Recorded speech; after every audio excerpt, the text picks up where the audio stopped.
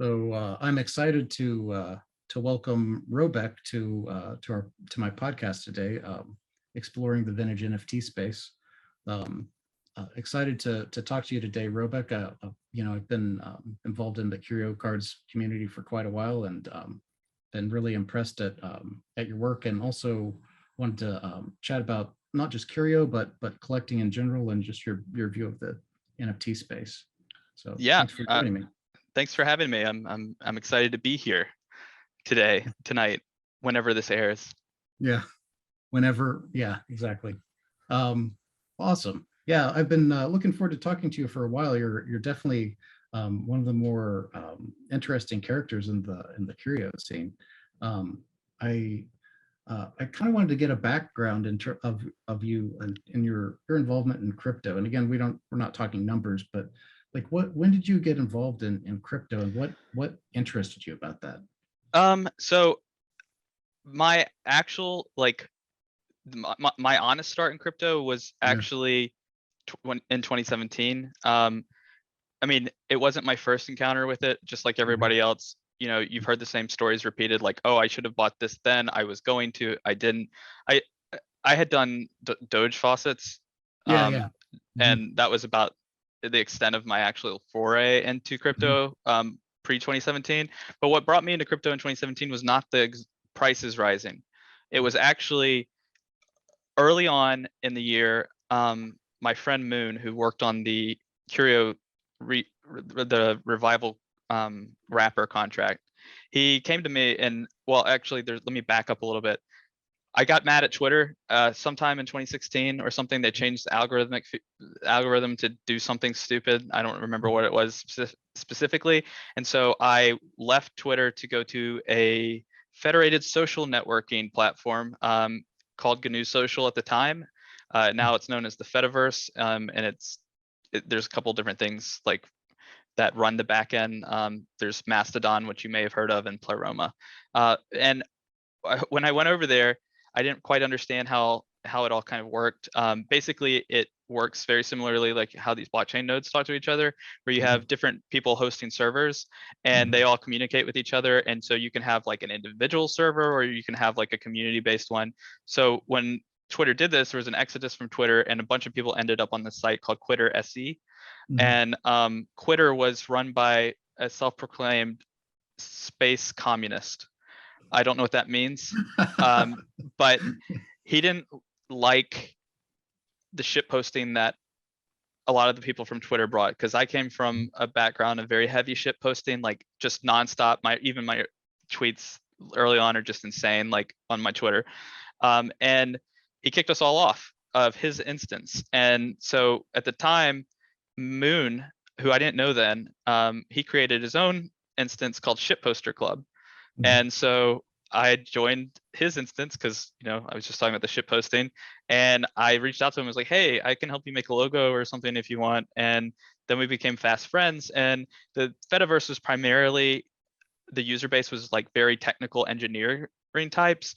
Yeah. And I was mostly a design front end user idiot.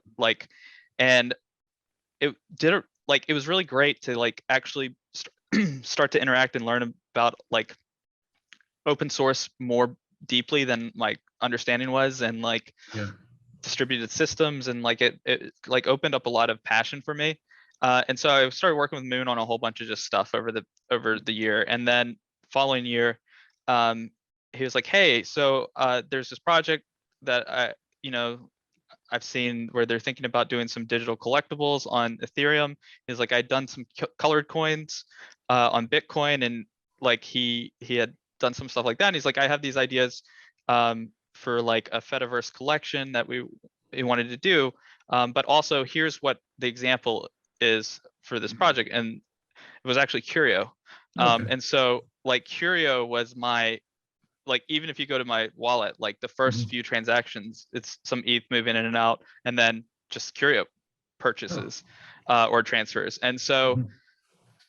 I was like, because I understood like a lot of what I'd been writing before I got into blockchain was like, hey, this is how I think the future is going to shake out. Like there's an article I have pinned to my Twitter about like the Facebook acquisition of Oculus, and like I wasn't using terms like metaverse, but I was like basically thinking about like what's the future look like, futurology, that sort of stuff, like how dystopian will things be.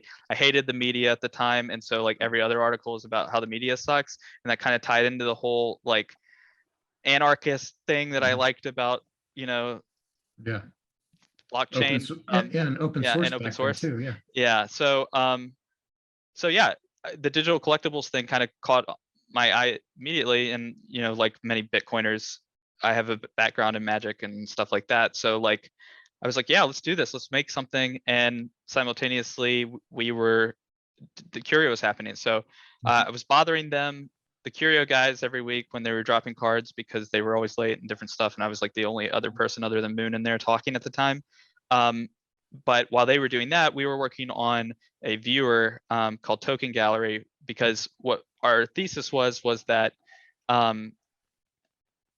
there were so many ICOs in 2017 that there was nothing to do it. There was no use case for any of them. And so what we were going to do is visualize these ERC20 tokens and like have people be able to put their wallet into our viewer, and then it will pull up these different things. And so you could pull up all your Curio cards you owned at the time, but we started doing it with more ERC20 tokens. And like, I wonder if it's still around. It was like called vintage.token.gallery. Yeah, so the old one's still around. I don't think it loads all the assets anymore. Now it just shows the curios because Moon took off a lot of the old ones. But yeah, they were like this idea of a card with two faces, and you can take a look at it. And Yeah, the you can Curio share your guys. screen if you want. Oh, sure, yeah. Let me do that. Okay.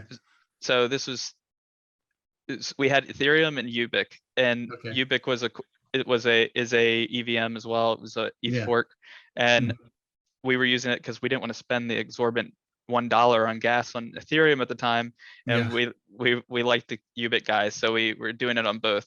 But when you go to it, you'd have like these cards like come up like this, and then you know, if you hover over it, it gives the name and the ID, and then the descriptions of them, and then what set collection it is, and then who the artist was and the quantity.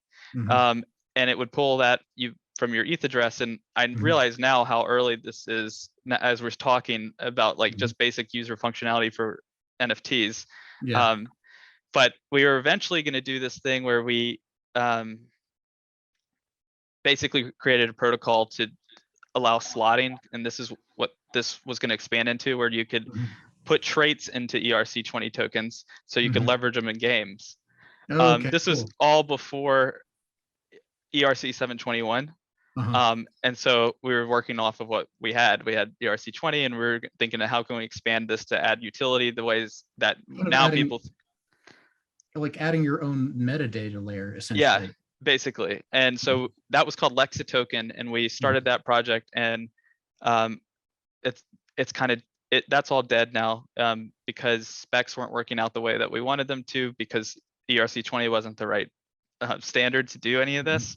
But we had basically incorporated Token Gallery into like a social media platform where people could go like follow their friends and then check people's wallets and stuff like that. It was all pretty like ahead of the time, too early stuff.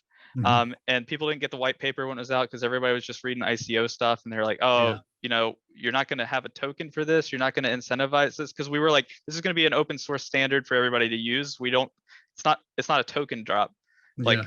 So, yeah, we were just jamming and hacking around and stuff. It was pretty fun. I love the social aspect of not just showing your NFTs, but also that's the first time I've heard of someone like having a way to, you know, to have a visual way of representing your like you said, your ERC20 holdings too. Yeah, we had funny ones. Like we made. I'll pull up some of the old images because I have some of them. But it was like we had Bat, and that one was like kind of well designed, but there were some like shit coins in there too that we were just like making hilarious like trash art and for the representations, and just making up descriptions for them.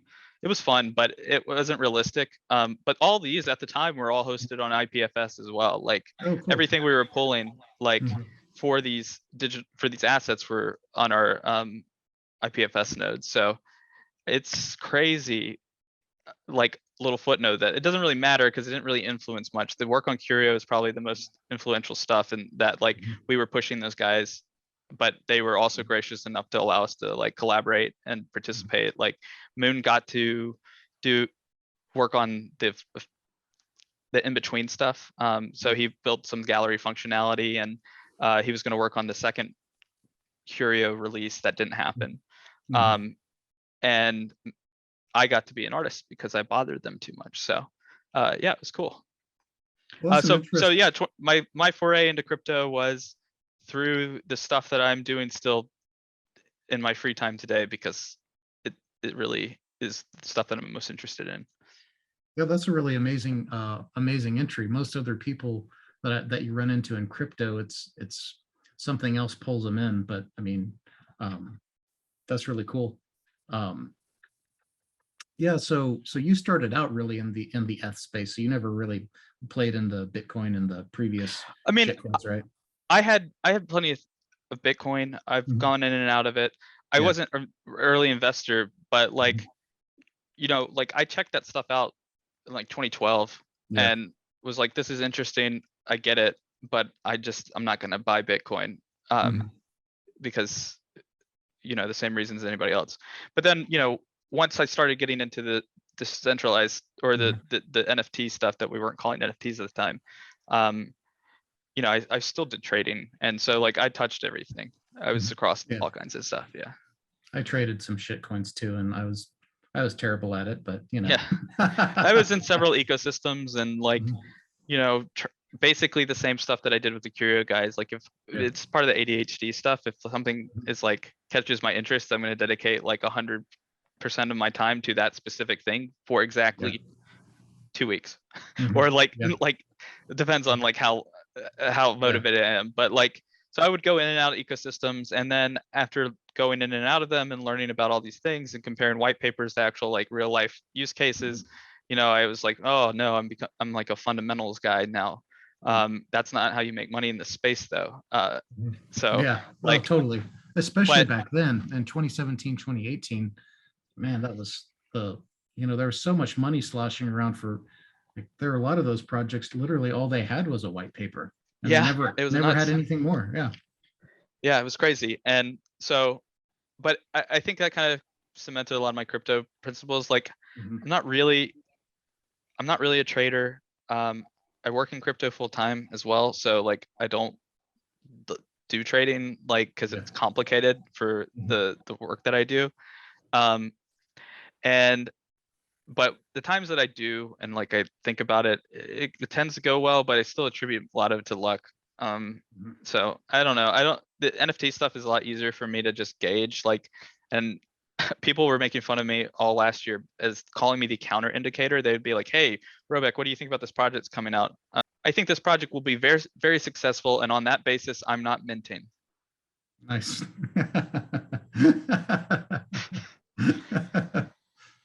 You know, there's been a lot of projects I passed on just because I didn't like I had I don't know. For me, I also have to be passionate about it and have a good vibe for it. And I don't know. I kind of going back to the crypto thing too. I don't know. I've seen so many things come and go that I'm really leery of exposing myself to things that, you know, I don't see as having, like you were saying, fundamentals. That's kind of, yeah. Yeah, I mean, like the interesting part about NFTs, well, there you have the crypto Twitter overlap, which, you know, like I'm very familiar with going back, but that mindset kind of is like where the early people in the NFT stuff like started trading it like it was an ICO thing. But I think the biggest secret in NFTs is just follow through and sticking with it. Like that's, I think that, especially if you're making them, like you can't expect to go and take off or become a quote blue chip or something if you're just going to drop a few and then you disappear. Like that's not a value prop for the collectors. It's not a value prop for yourself, and like it kind of just screws the whole thing up. So you're still playing a fundamentals game in a way. It's like if you're taking a risk, because, well, I mostly buy one-on-ones and I buy a lot of one-on-ones from unknowns, and the risk, I don't see them as investments. But Mhm. if I did, the risk would be like, hey, this person may disappear. And like, Mhm. how much do I love this piece? Mhm. Like that I need to have it Yeah. versus are they gonna just go and disappear in like Mhm. 2 months and then I'm stuck with something that no one was ever gonna see because the Yeah. artist is gone. Yeah, and the Um, artist is going to remain unknown forever, essentially. yeah, and I think that that's a different in one-on-one Mhm. collectors versus like collectible collectors, because collectible Yeah. ones, they're still going and reading the white papers. They're Mhm. they're trying to hype themselves into like what are all the perks and utility and all this stuff that you're supposed to have. And one-on-ones is just like this is the art. You're buying art for the art. Well, some Yeah. people are, but we'll get into the whole conversation of I don't I don't really understand art, which is an interesting thing I hear a lot in this space. Oh, interesting.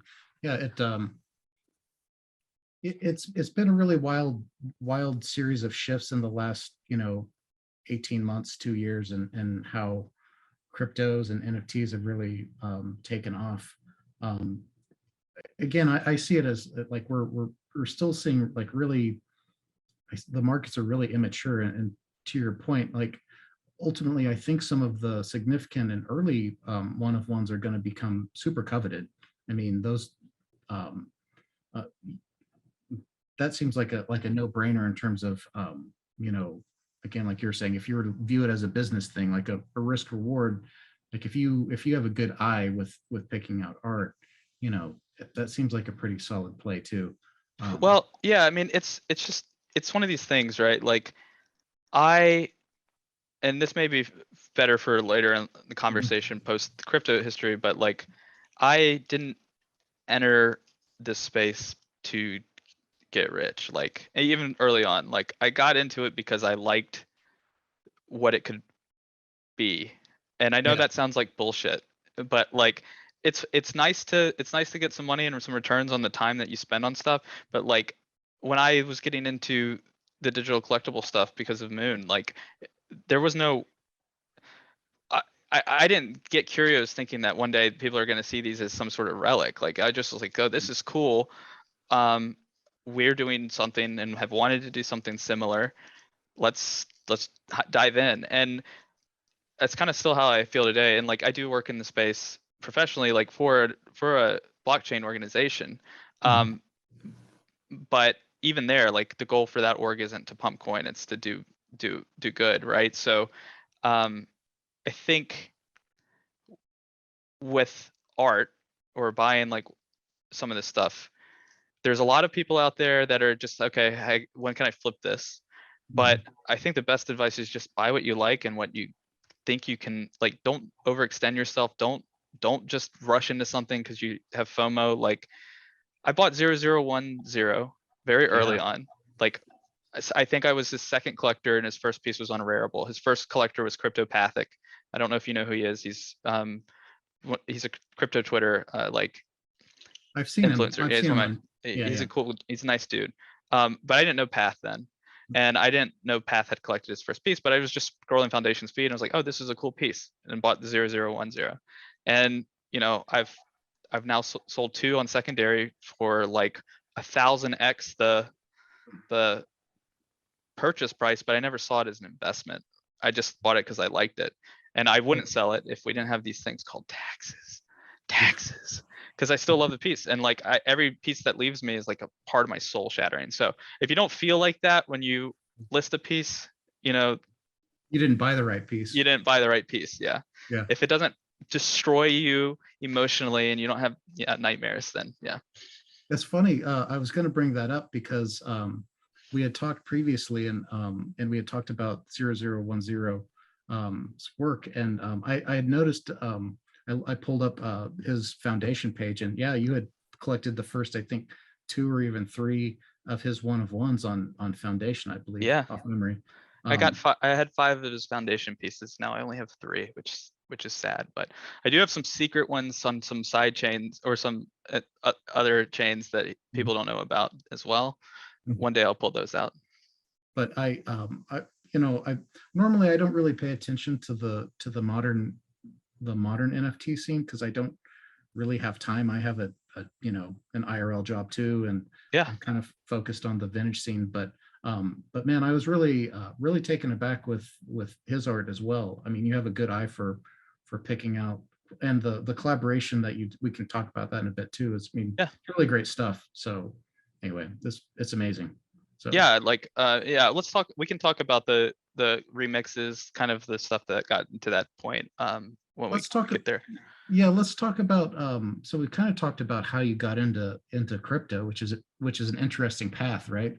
You know, I'm kind of a nerd too, so I had an open source background myself, but Oh. I didn't do any like real development stuff. But Yeah, I'm a let's big free talk about. culture person. So like that's what drew, Mhm. like there's a lot of overlap between free culture and open source, and like Yeah. Mhm. so I knew free culture. I knew open source too. I'm not ignorant. I haven't been living under a rock, but I had never really like dived in and like just spent an entire year or two with those people, talking to them Mhm. every day, and just learned a lot. Sorry, go ahead. No, that's, I was just going to say, you know, we've kind of talked a little bit about your like how you got into crypto. Like, let's talk about like your background as an artist and how you got started out there. Oh, as an artist? Yeah. Yeah, so interesting. I think my start is very similar to pretty much anyone that you see posting a lot of art online these days. Mhm. At least graphic arts, not like your modern art or your traditional artists, but like I liked cartoons, so Mhm. I drew cartoon characters. I liked comic books and I drew comic book characters. And then I discovered anime and I drew a lot of Dragon Ball Z and Yeah. Pokemon and stuff like that. Mhm. And you know, everybody's story is very similar. Like, and I'm sure it hasn't changed much. Like in my day, it was like, okay, well, I like Dragon Ball. I'm gonna set up a GeoCities. Let me back up. So on the Avatar project, which is a project that is like a satirical thing on collectibles that my friend Draper and I did, my bio is like Robek invented NFTs in like 1998, like Mhm. downloading rare Japanese Dragon Ball things. But I was Yeah. actually really doing that. Like I would scour hours online trying to find like DBZ art that had like Japanese text on it for some Yeah. reason. And then I would Mhm. print them out and I would put them in a binder and binder sheets, and I would bring them Mhm. to school and I would show them off to people, be like, look Mhm. at this. I bet you haven't seen this one, because it took Mhm. like forever to download like a 56 kilobyte file too. And so, Oh yeah, um, dial up, right? yeah. And so I did that for a while and made shrines and stuff like that. And got really heavy into web comics as far as like a reader. And that was about 1998, I think. And because I'm old.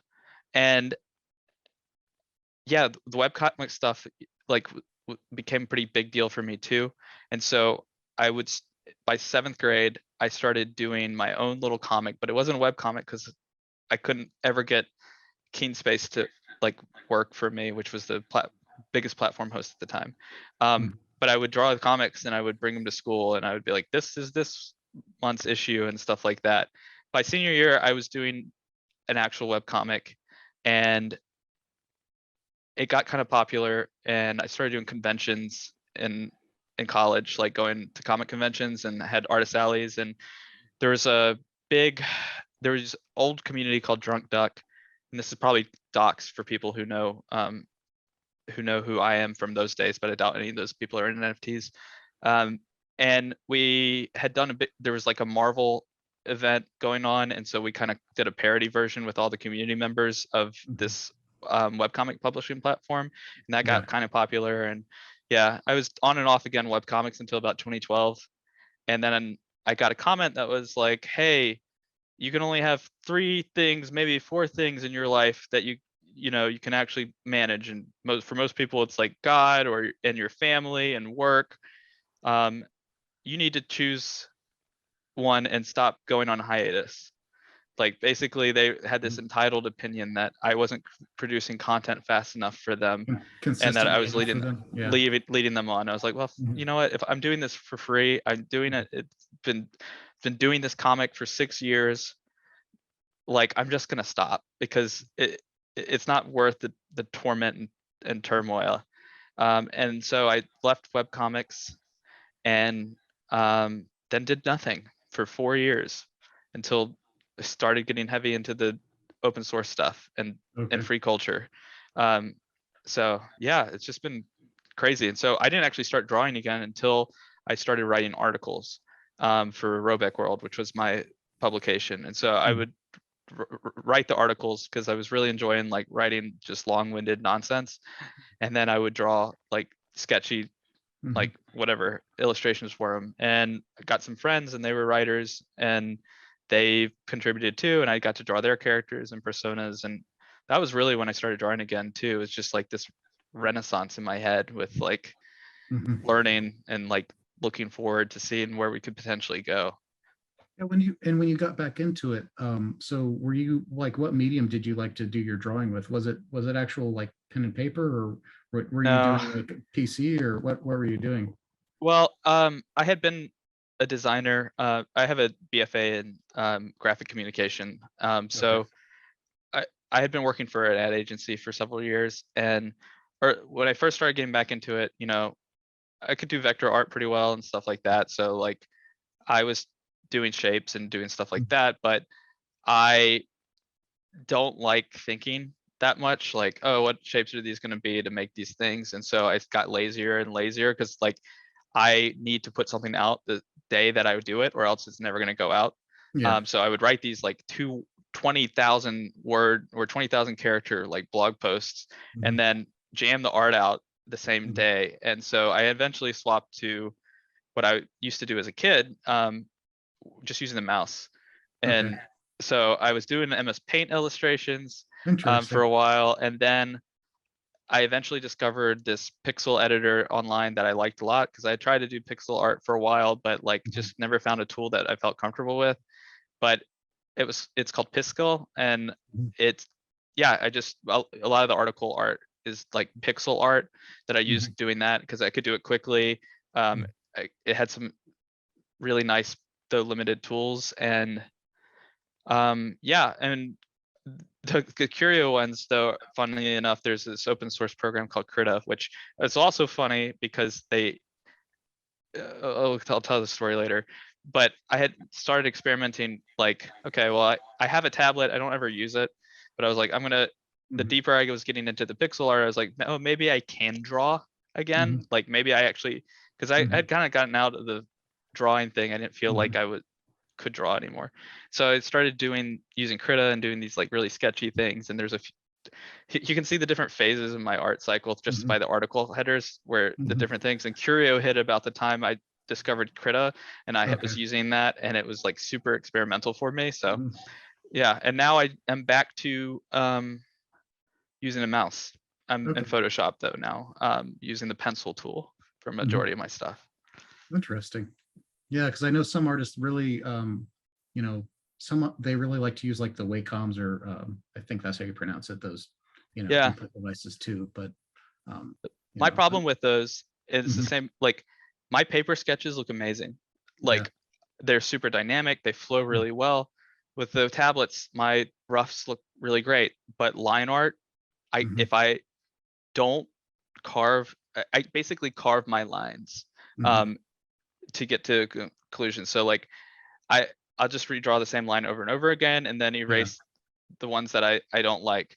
But like line art over sketches, which I used to do for the comics and stuff, just made me insane. And with the tablet, like it doesn't feel right. I don't have the right kind of control. And so that's why I've ended up back up on the mouse, which really does kind of date me at this point. I feel like, because everybody else is on iPads, and you know, I have one, and I have Procreate, and I have Clip Studio, and there's stuff I like. The Wizard remix or the Wizard redraw that I did an auction for, that I drew in Clip Studio on the iPad, and it's cool. It's got more dynamic energy than a lot of the stuff that I do with a mouse, but I can't ever get that stuff past too sketchy. And you know, the Curio cards that I did, I'm not a huge fan of them like from a proportion perspective, but I do think that they have really interesting energy, that each one of the characters have like a certain thing about it, and that but they're sketchy, right? Like, and that's kind of the trade-off. Like if I want to get something to what I consider complete,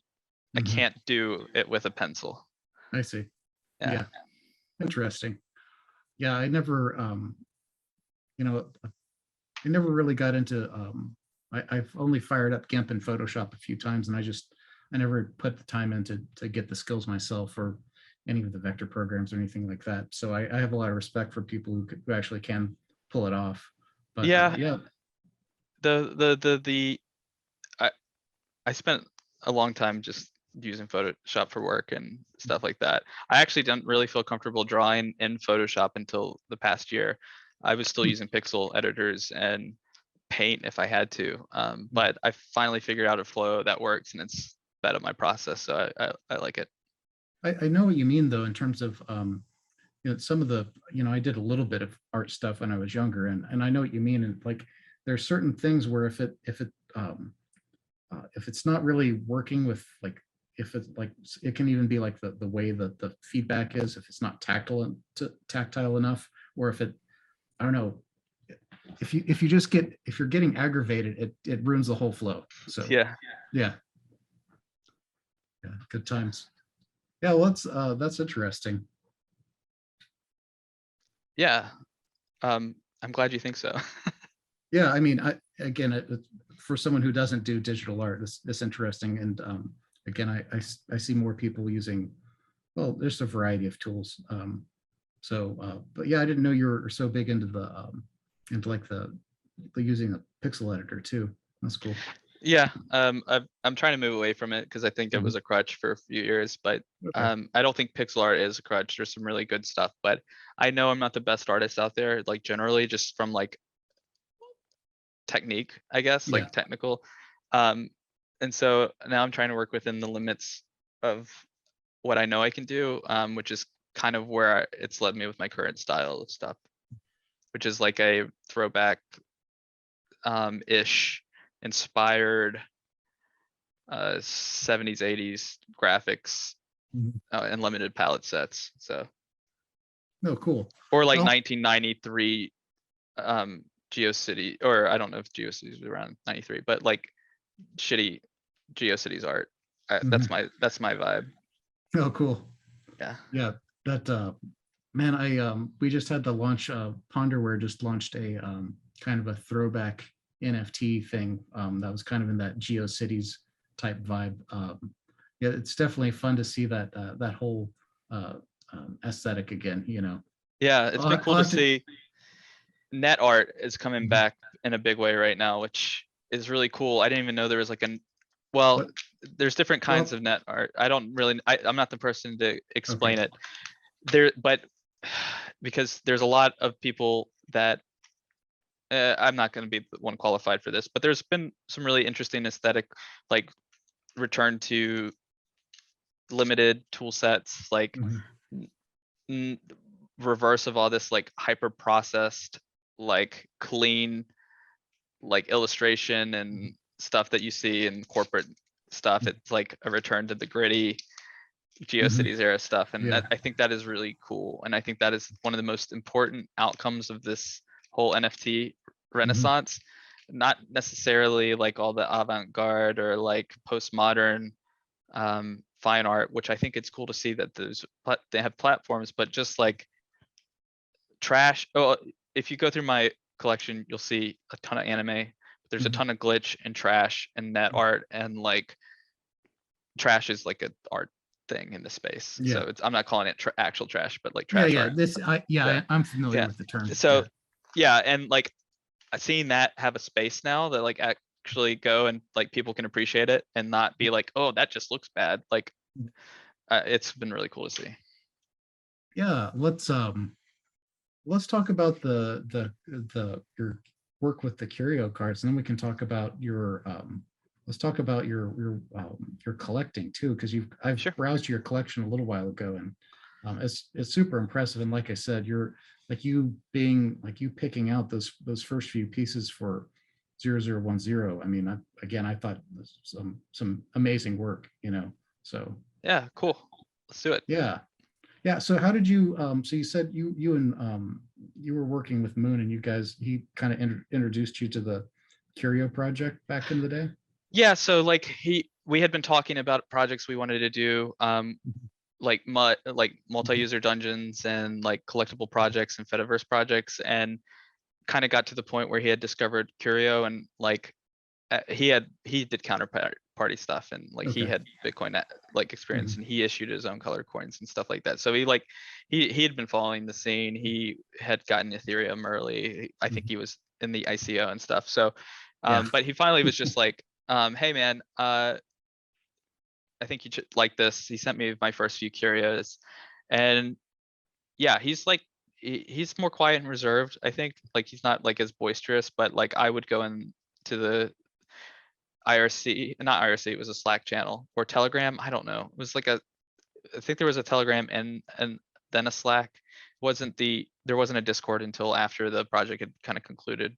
And I would just annoy people, and there would be a stream on Tuesdays when new cards would drop, and I would just be, me and Moon would be like the only people there, and I would just like spam the chat because Mhm. I thought it was funny, because Yeah.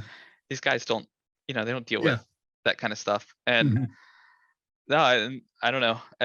After the first 20, they opened up, like submissions, because when Okay. I'd been bothering them, like, hey, when are you gonna let me drop one? Ha ha ha. Like, Yeah. I pretend that I have like a pretty big like perspective like of myself, but I really don't. It's just kind of Mhm. like not tsundere.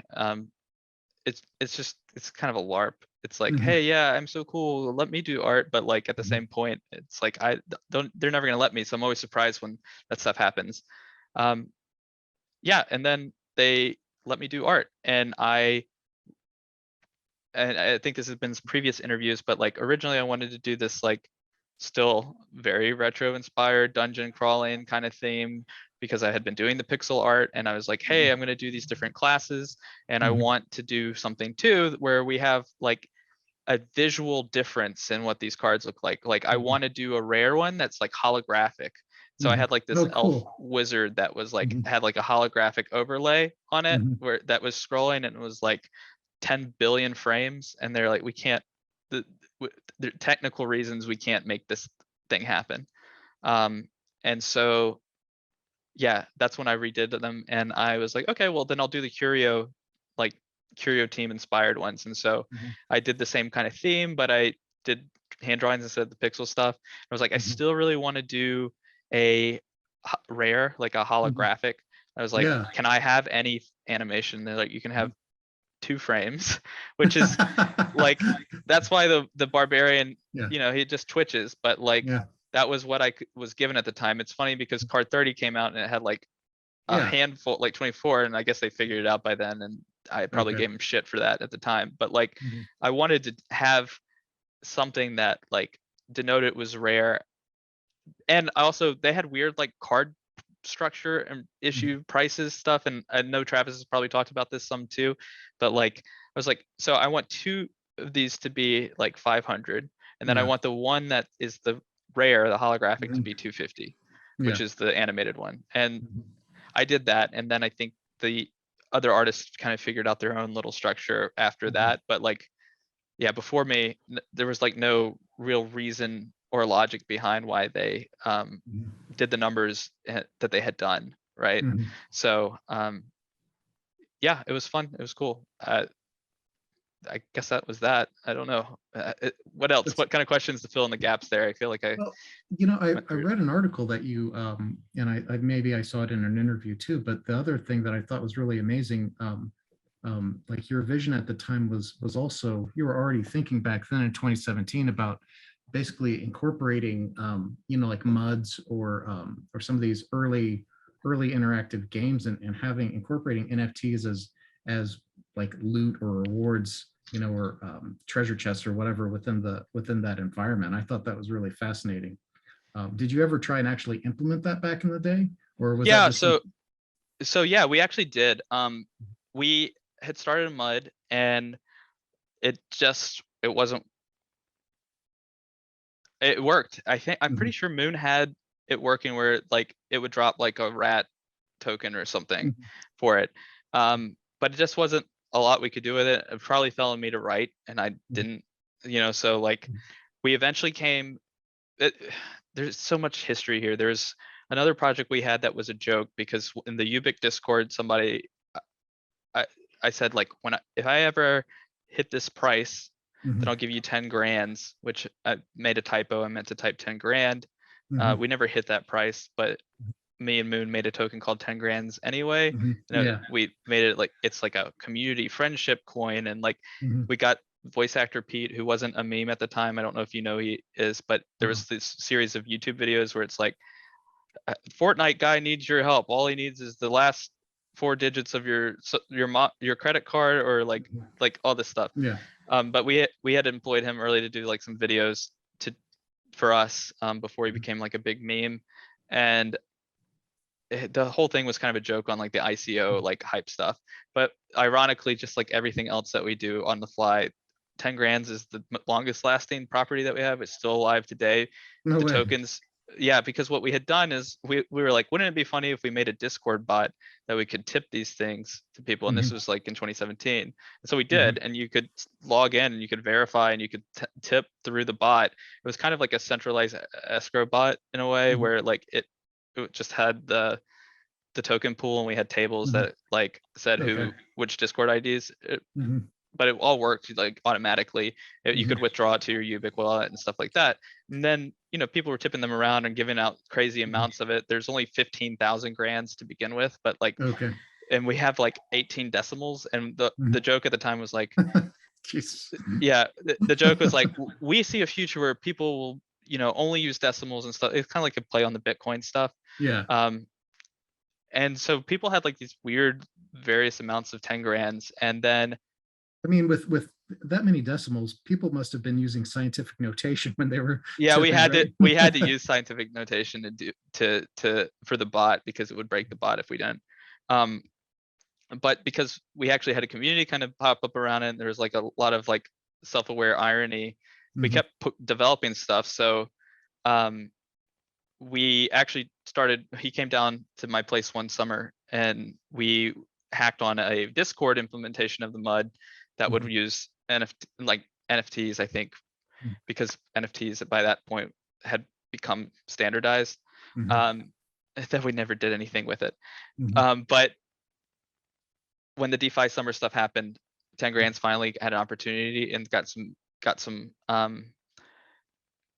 traction, and because somebody had done a pair with it, and so you know, people were able to trade it. And I think it's at like $10 now, but like it became the backbone for we actually relaunched Token Gallery in 2021 as a Ubiq like indie minting platform. It's the only marketplace on Ubiq. And it's super lightweight, but like you can use grands for it, or you can use Ubiq. And yeah, I don't know. We didn't really do anything. We have all these like different properties and ideas and stuff, but like life is busy, and like there's other people who are always working on the same thing, right? It's like kind of a race to like who to get there. And as of like free culture person, like I don't mind if people take stuff and do what I could never like achieve, right? So I mean, I'm just gonna ramble because that's what I do. But like when I got back into NFTs, people were asking me all kinds of opinions or for ideas, and I would just like randomly throw stuff at people, and they'd be like, "Oh, this is great. Do you need anything for this?" I'm like, "No, just do what you want and like run with it." And yeah, the only times that bothers me is really never, except for the loot stuff, which is I'm not gonna claim loot because I never talk, you know, doesn't talk to these people. But we had done Avatar project very like a month or two before loot came out, and the goal for Avatar project was to eventually kind of like, we had all these traits listed and like expand into a loot thing, and loot came out, and people were like, this is transform, it's just text on the thing and you can use it for whatever. And we were you were already doing it. Yeah. And it's not this first thing. Like I know that in the space we don't like saying first, because you know there's always somebody who's before you, except in cases where there's not. But it's one of these that only hurt because it was another instance of like, hey, for years we've been doing stuff early and nobody's paid any attention, and yet again here I am again. And it's not like I need validation for it, I just want to share cool stuff. So but there's a cool little community and the avatar project stuff, and we're trying to figure out what to do with it, because it was never meant to go on forever, right? Like it's Mhm. like supposed to be kind of like the news almost, and like this is the kind of stuff that's come out, this is the way we think, but we eventually wanted to do avatars and stuff for people who were there, and I think we're still end up there at some point. It just takes a lot of time. So I was uh, lucky enough to grab one of those avatar mints. yeah, cool. It's a fun project. Yeah, and well, we weren't selling them either. Yeah, Like, well, we sold them, but we only sold them for the cost it it was took to nominal. mint. Yeah. Yeah, yeah. Mhm. We like, this is a big part of stuff that for me, like I don't like personally, like incentive doesn't mean buy more stuff from me.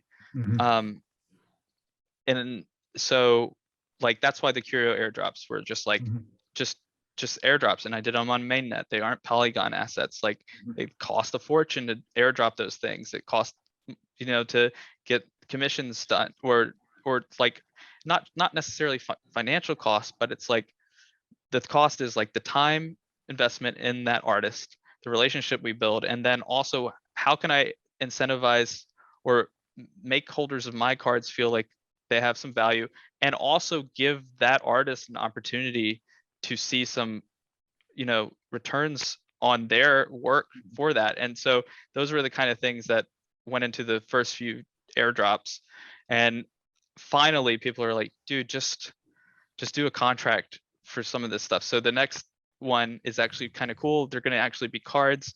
We're going to have a mint contract. It's not going to be exorbitant, but it's going to be, all the money will just go to the artist. It won't go to me. But I wanted to get, it was the only way I could figure out how to do it, where we could get some Curio holders that are not my card holders an opportunity to do it, while also giving my card holders an opportunity to do it more, and then fill in some in Yeah. between gaps. So I think those will be cool if I ever get finished. The artist has already finished his part. The dev has already finished the contract. It's now just on me to get the assets all together. So Oh, cool. uh, Well, I forgot what the question was. well, we kind of both, I guess, went on a tangent. I forgot what the question was too, but it kind of brings me to another point I wanted to talk with you about is, for the original Curio artists, I would consider you like the collector's artist, because you've delivered so much like extraordinary, like these extraordinary airdrops and rewards for holders of your cards. I mean, you're like the commissions you were talking about, like that, the Wizard Remix 2 by 0010 is it's one of my favorite like modern pieces ever, and that was just airdrop to holders. I mean, it's amazing. And to your point, again, that's part of probably how I found out about his work, and I've looked him up. I mean, again, he's putting out amazing work. So it's I definitely see the collector in you, like valuing the collectors of your work in that sense. That's kind of how I see it. Yeah, it's interesting because I preach a lot to the artists Mhm. out there that are smaller about like, you really don't need to give a fuck about what the collectors say to you. Every collector out there is gonna have their own interest at hand. That whole article I wrote is like thoughts of a collector is Yeah. basically, Mhm. the summary is like, just do what you want and like adjust basically. Um, but to the point, there are obvious things like when you hit a certain threshold, or you have a certain volume, or you have a certain Mhm. expectation, like you don't want to catch people off guard. I think the other part of that article is just like just being consistent. So Mhm. if you start doing XYZ, you know, if the next thing is going to be different, make it consistent with the principles for the, or whatever the reason you started doing that thing is. Um, so I guess as far as like collecting goes, for me, it was a learning experience early on too, because like I had basically woken up from like a 4-year coma, right? Mhm. So when I left, when Curio was done and there was no volume early on because people didn't get it, Yeah. like I was like, it's going to be 10, 15 years before people understand like this NFT stuff, like, or There's digital essentially no collectibles and market. all. Yeah. There's essentially no market. You couldn't trade it because there's, Yeah, you know, and I just like people are chasing shit coins. It's gonna be like 10 or 15 years before this is even like a thing that people get, and we're not gonna get, you know, this dystopian matrix nightmare future that I want for a while. And then worked on protocol stuff. So like Mhm. 4 years of doing protocol work, missed a lot of the trends and stuff like that. Started getting reawoken to them during DeFi summer because that directly impacts kind of the work I do, and like it's interesting. And I didn't really trade then, but I was watching. And then, you know, but re-entering NFTs like out of the blue, I had to like learn what the culture was and what was different from like crypto Twitter mindsets at the time for the small niche people that were doing it. So, I mean, you just gotta kind of think about different people. There's different kinds, everybody's different. I mean, even when I was doing comics or anything else, my whole thing has been there's always a niche. Like you don't have to appeal to every single person on the planet. You if you just make stuff you like, other people out there will like it, and you just be consistent about that stuff. And so for Curio, the way I do stuff is very different than the way I do my own stuff. Curio people, it's crazy to me that people have spent what they have on my cards. Like it's like kind of humbling, but at the same, because they're never something I was like, these aren't ever going to be huge. They're just something fun that I worked on.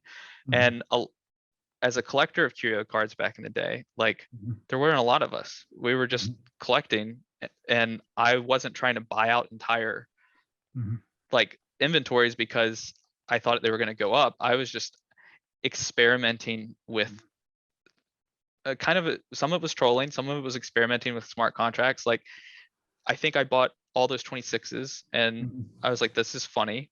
I wanted to front run and see how many people were going to try to get in. Like, and I knew on by the last by maxes, the 27, 28, 29, I was like, okay, this is going to be the one with the limited pool.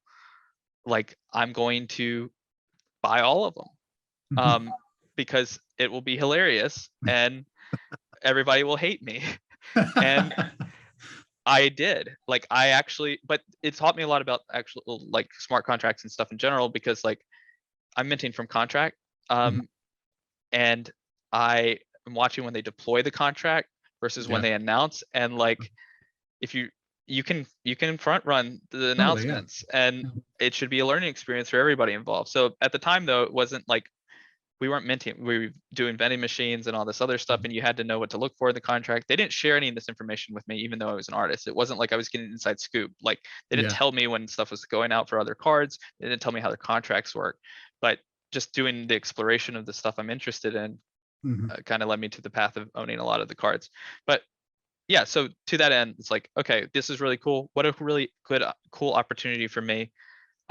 It's April 1st. I could sell everything and walk away from crypto and be done with this forever.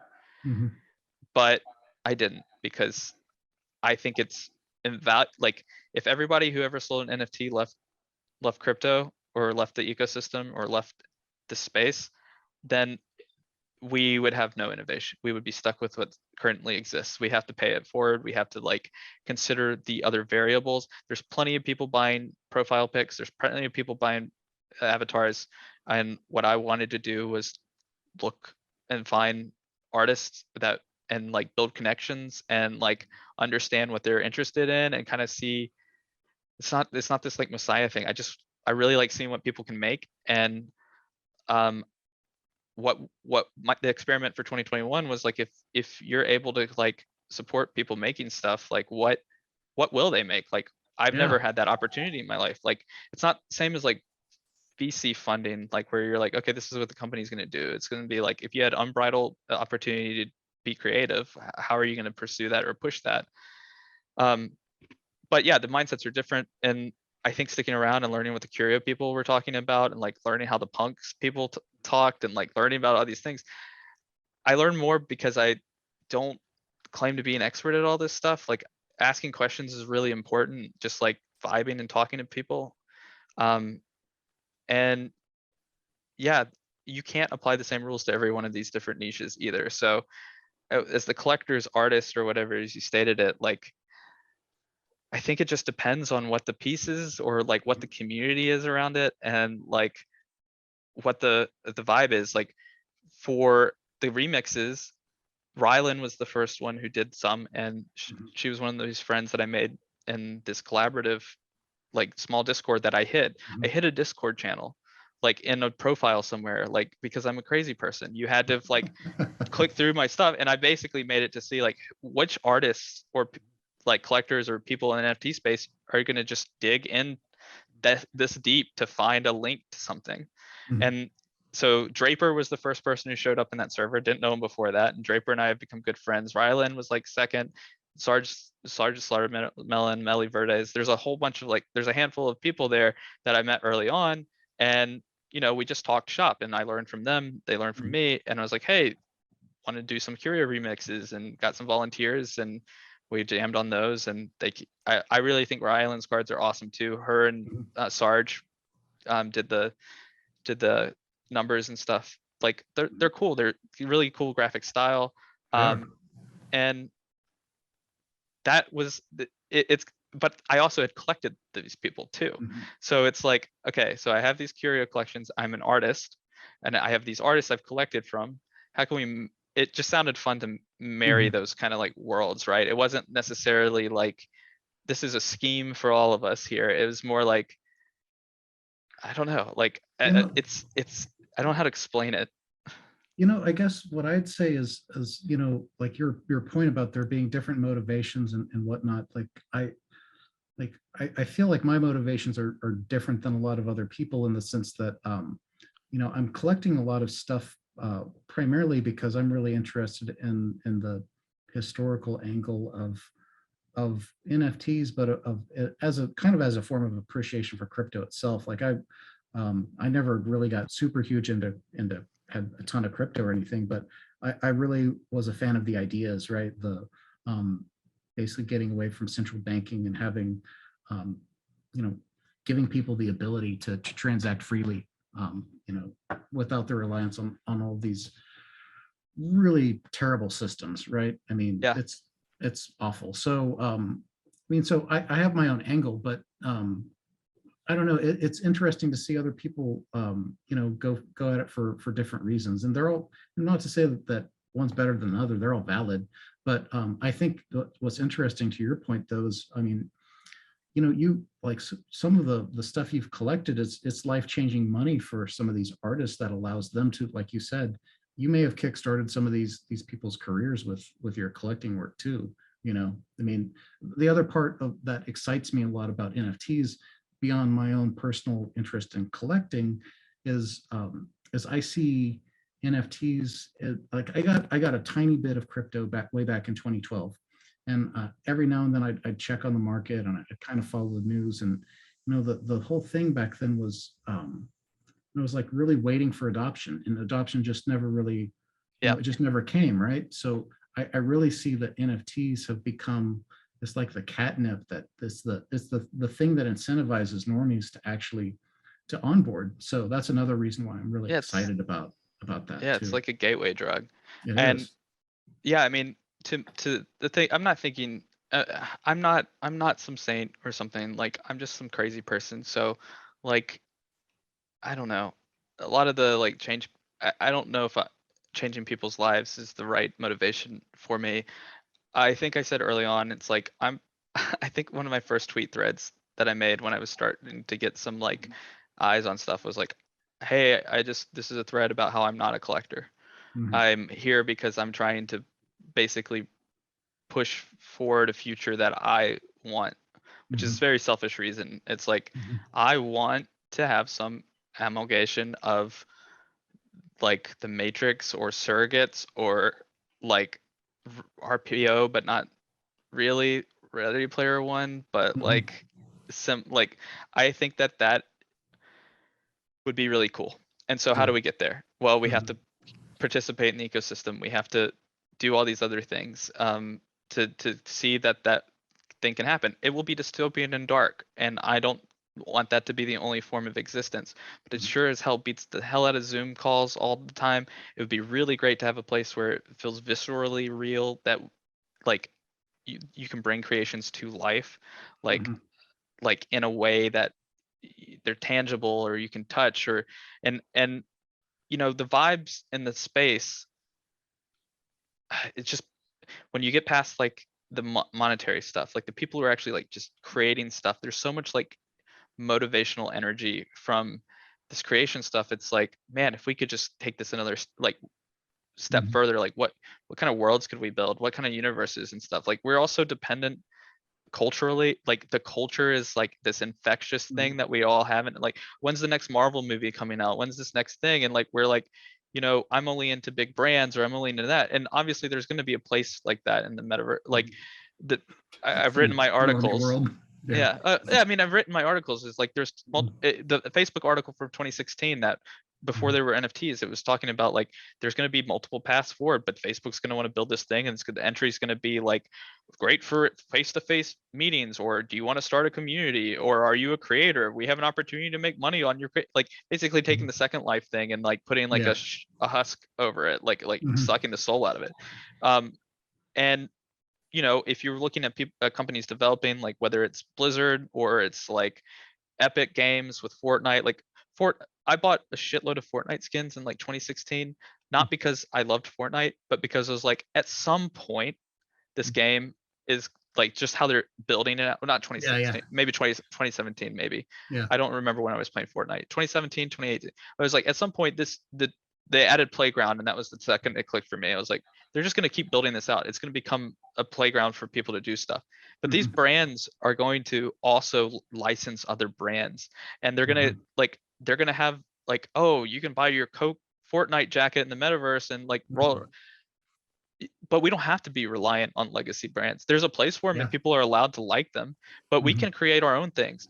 And it's interesting when you see things like Yuga Labs start acquiring NFTs. And there's two reasons why I think this is interesting. The first one Mhm. is, how do you know which ones are going to be long lasting? Are you jumping the gun by acquiring something, a Mhm. brand that you may only be the flavor of the month? But the second thing is like,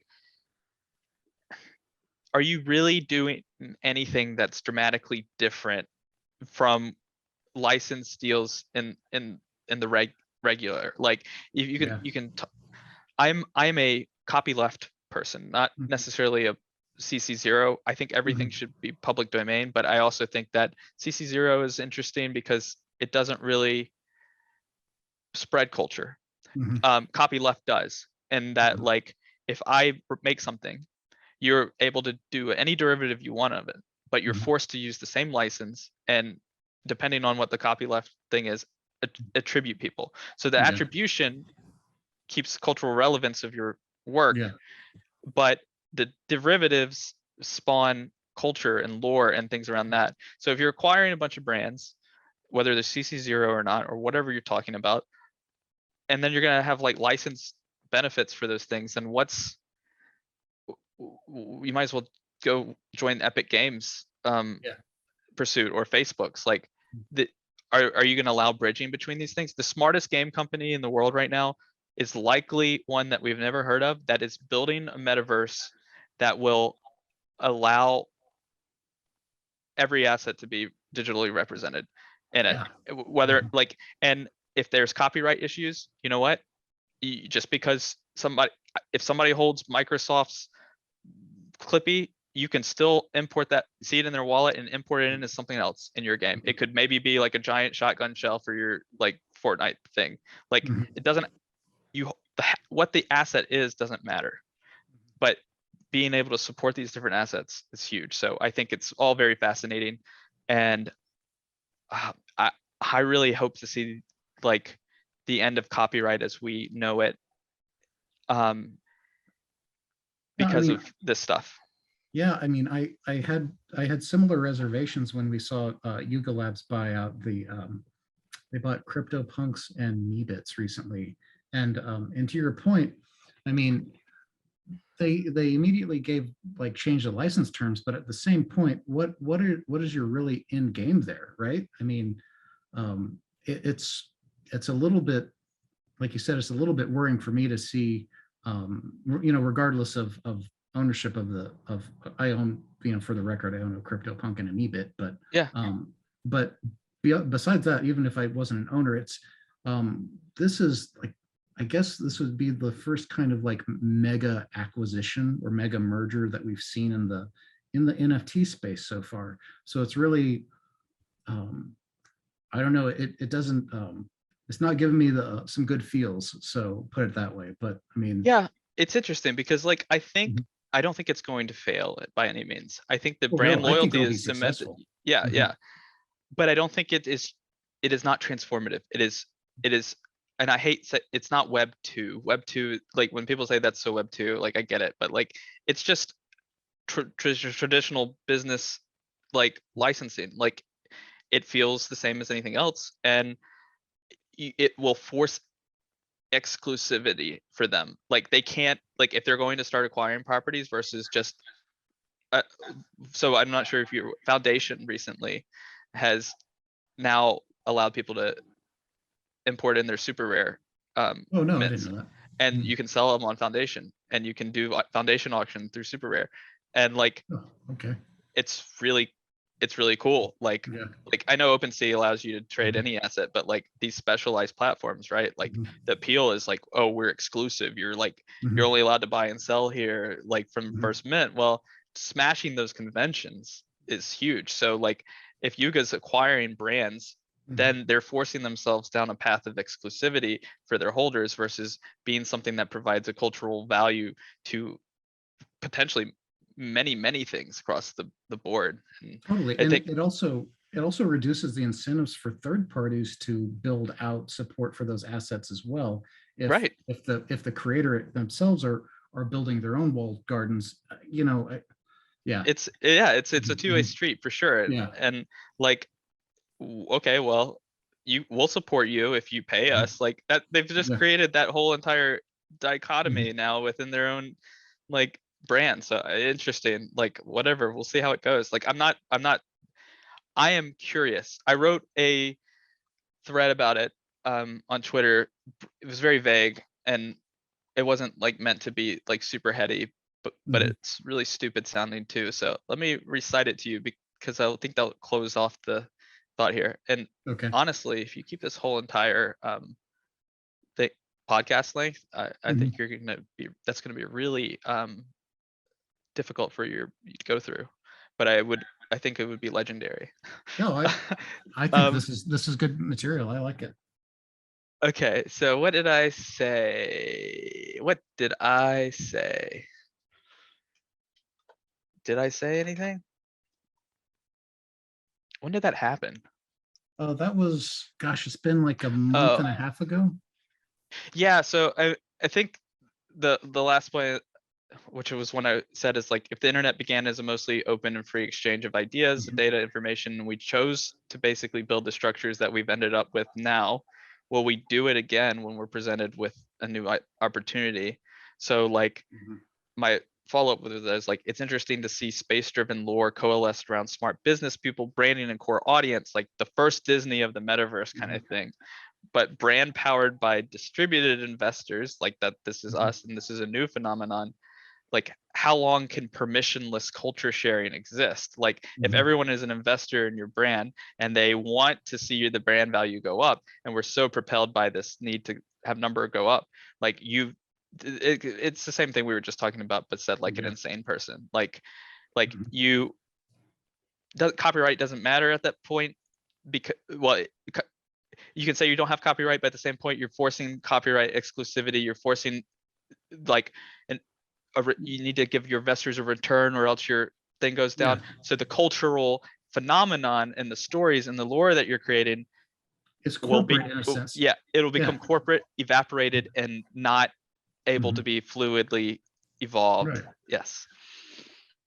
Yeah. Uh, it's interesting. Again, I probably, I think they're probably going to be wildly successful with it, but at the same time, for the same reasons, I don't have a good feeling about it. So again, we'll just see how it plays out. Yeah, It's it's definitely, fascinating. it is. It's very It was bound to interesting. happen at some point. Yeah, So totally. yeah. You know, I think it's also interesting that just as a, for the history of the space to see, the creator of CryptoPunks and Meebits was just basically shooting themselves in the foot at every opportunity, to the point where they became they became a meme before they Yeah. sold out. I mean, you saw that meme with like with based off their statement on Punks V1. Like there were people were memeing on that for days. You know, they created Yeah. like the Punks V3 and Punks V4 and all that stuff. That was wild. I mean, Yeah. they must have been talking to Yuga by that point where they were dropping the V1 punks, though, I would assume. You know, and I mean, I think to an extent they were a little bit out of touch too with the community, like the holders. You know, I mean, you know, the way they handled, you know, we had some holders that were asking for the same level of rights that BAYC had, and there was no conversation. They were just, you know, they stopped communicating with them, so just cut Yeah, it off. it's strange because, Mhm. they were around when we were around, and like, Yeah. if we all have these hacker mindsets, right? And so Mhm. how do you go from that to like trying to protect brand integrity in a distributed network? Like that, like you should understand the playing ground before you enter into it. And like, we'll eventually get to the point where we have arguments in Congress about how being a distributed or decentralized network doesn't mean that you are prone to, or you're allowed to bypass copyright law. Like, Mhm. we're only a couple of courts cases and lawsuits away from this perpetuating into nightmare regulation, most likely for some of the Yeah. outcomes of these NFTs. Mhm. But maybe there's a chance it won't be. But like, um, it's weird when you have like native like inceptional people like from the same period we were doing Curio, like just go from the, Yeah. hey, we're the hack, and it's clear they weren't like business brand people like Bored Apes, right? So Yeah. like, they must have just been interested hackers. So where does it go so wrong? Was it a lawyer maybe? I don't know. Who knows? You know, and part of my you know, I think part of it is the influence of like legacy legal system, people being influenced that and taking that advice. For example, with you know, there's the, at least in the US, there's this idea that you have to protect your copyright in order for it to be, you know, enforceable, right?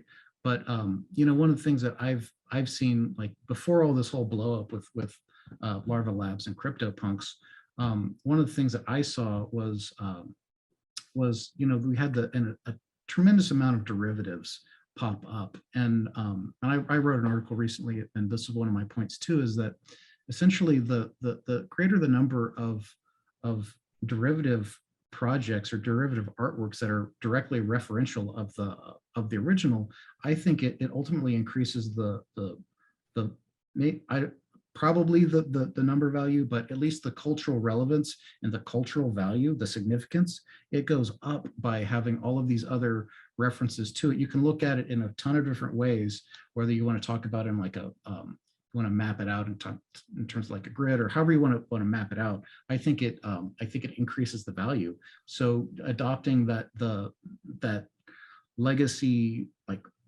viewpoint on enforcement is counterproductive for the like the long term like Yeah. huge vision, you know. I mean, that's spot on. And I think that, you know, that's a big part of this, the free culture thing. And like, my article from 2016 about copyright and the history of it, it's like, um, you know, copyright is relatively new in the scheme of like history in general. Like, it is a 500-year-old idea. Intellectual property is mostly insane, and it rose out of conflict over the Bible. Mhm. But if you think about derivatives and Mhm. cultural importance and relevancy and popularity, the Bible is a great example as well, because, well, how long has that been around? 2,000 years ish, Mhm. and Yeah, like yeah, ish. tons Yeah, of like spit. 1800 It's years. Yeah, Yeah. it's spurned religions, Mhm. cults, Yeah. media, like all around the world. And like, I think the first chapter in the free culture book talks about doujinshi, which is like a Japanese, um it's manga, but like not made by the studios. It's Mhm. fan manga based off Mhm. of a property, and it's technically illegal in Japan, but they don't prosecute anybody for it because it increases the value of the manga export to Mhm. other places, because the doujinshi is like typically very well done. It's fun stories. It's the same way fan fiction works here in the Yeah. United States. Like, you have Mhm. fans writing about stuff they're passionate about, and it makes them more popular because people are seeing their friends draw it, they're seeing like really talented Mhm. people do it, and then they want to get in and check it out. Like, it's common sense. Copyright only exists to benefit the publishers. It does not benefit the creator. It does not benefit, the consumer. It only benefits the publisher. Well, yeah, I mean, especially when you look at especially in the history of the US, the way it's been totally perverted, like you said, to benefit these megacorps. Um, and even patent law is also like similarly creepy as well. I And don't know, but academic research yeah. as well. Like, Mhm. you can't read a paper without spending money on it. Like, it's insane. Like, how do we push science forward or like push technology forward if no one can learn anything without having to Yeah, I I mean, mean, I can't say that though, because that's probably I don't want to get on a list. there's another aspect, like a little bit of a tangent, but there's another aspect I'm passionate about too, in a similar sense in terms of of human knowledge and development that I think is I haven't heard anyone speak about it publicly, but is the the theft of so much promise and development from humanity with the not just in the U.S. but around the world with these the defense departments or war departments like conducting like all of this R&D and scientific advancement that's classified and never released. We still have a lot of scientific work going back to World War II that remains classified to this day. In fact, there was I forget the particular branch of it. I was reading this. I was following a guy who's really into like some really obscure high-end physics research, and he was pointing out that this is back around 2000 that there was this particular sub niche of physics that basically you can't find online anymore because it's classified now. So, boom. I don't Interesting. know. Yeah. So I mean, you think about the tremendous amount of not just man hours, but again, it's the it's all of that the scientific understanding and the creations that should be available to the public to build upon, right? Yeah, Like what we're getting back to. we have brainwashed ourselves as a species in a way, because like we sit here and we talk about intellectual property like it's this tangible thing, and that we, i- artists and writers and everybody I talk to, they think copyright helps them. They're like, well, I don't want anybody to steal my ideas, or like, how am I supposed to make money off it if there's no protection? And meanwhile, simultaneously, we have streamers becoming popular, wealthy by consuming other people's content, Mhm, sharing other people's content, like, and they're entertaining, but they're mhm. highlighting those things, and that you see these game companies aren't shutting down Twitch streamers, Yeah, no, exactly. because it sells games, right? Mhm, But the writers or mhm, the artists think, or like, people think that we need the copyright because they wouldn't be able to make money if they didn't have it.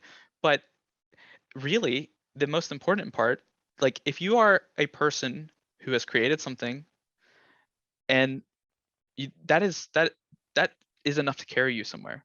Like, it takes time. Not everything can be overnight, and you can still have licensing and things like that or whatever. But like, the idea will spread, and an originator, is typically found. And people like, mhm. I think the NFT stuff is a really interesting, like Yeah, it's a great the example. archaeology field, Mhm, like, right, like, you know, everybody was like, punks are first, punks are first, punks are first, mhm. and eventually the truth ends up coming out about these different things, and it's of cultural significance or it's not, and people will still argue to this day, well, culture punks are the most culturally significant first, and there may be an argument to that, but then you have a sudden new niche. So you've got the Mhm. punks are first branch, you got the punks are the first culturally significant, the punks aren't not, and you don't have to be the lord over all of those things. You can be king of this path, and Well, or that's fan one of this thing path.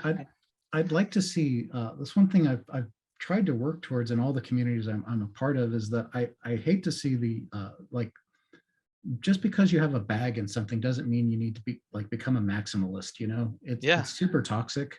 The space is bigger than any one project, and again, like there's a ton of projects that I don't own anything of, but I'm super enthused for them and happy that number goes up or whatever, or it just does well. That's great. There doesn't need to be this, I don't know, that it's a tribalism that I think is really toxic. And But I, Yeah. you know, I think it's getting better.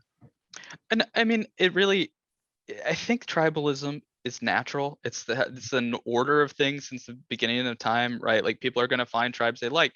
I think in 2014, Shangy or whatever his name was at AOL was going around talking about digital tribes and like how the future is going to be digital tribes and everyone's going to end up back in these. And do you know who I'm talking about? No, I The don't. AOL had their VP of marketing, or Mhm. his official title was digital prophet, and he would go Okay. around and he would evangelize Mhm. uh, about what the future is going to look like. And he looked Mhm. like an insane person, and he um I don't know if he helped AOL at all, but his Mhm. ideas, like, yeah, I thought they were pretty decent. Like, as Well, crazy as it sounds, like it's like, and we are returning these digital tribes, so it's okay to have a tribe that you connect with. I just think when you have dollar yeah, signs attached to it, it perverts it. exactly. That's my point, and that's I think one of the things is that the marketers and some of these brand managers have tapped into with the 10K PFP collections is they're building that tribalism, and that's, and again, I guess maybe a better way to put it is like I'm all for you guys for people being super pumped and into their particular community, but I don't want people to be maximalists or toxic to others, just be, you know, to Yeah. think that they're better than, essentially, you know. I don't know why That's all. people keep doing 10Ks. I mean, there's only 200 people trading NFTs. So like, why are we making 10K collections? It's funny to see it's funny to see what actually ends up selling, you know. I You've know, got, it doesn't make any sense to me. you know, you have like you'll come across some obscure amazing art, and then you'll see this. I was showing Robek earlier, this was like I'm F Robek. lizard, Who was it? F lizards. Oh, Robek, I was showing you earlier. yeah, yeah.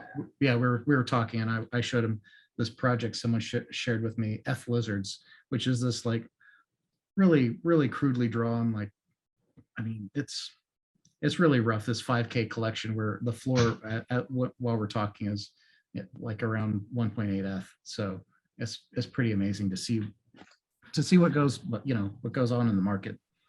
Yeah, it's what it is. I don't try to focus on it too much. I have fun in the niches I'm in, Yeah, and me too. yeah, it's been I, I cool. pretty much don't focus at all on new stuff. You know, I have fun with the historical stuff that I'm into, and Yeah, I it's mean, fun to shit post too, like, oh, mhm, I wish the price would go up and stuff like mhm, that within like our friend groups. But like yeah, getting on mhm, Twitter and doing that stuff, like, mhm, that's not me. But it's sometimes fun to LARP, like, oh, I really need the price of this thing I bought a bunch of bags for to go up, so I can then sell it and yeah. make somebody else miserable. I mean, that's like basically what you're hoping for at that point. That's becomes your mantra, right?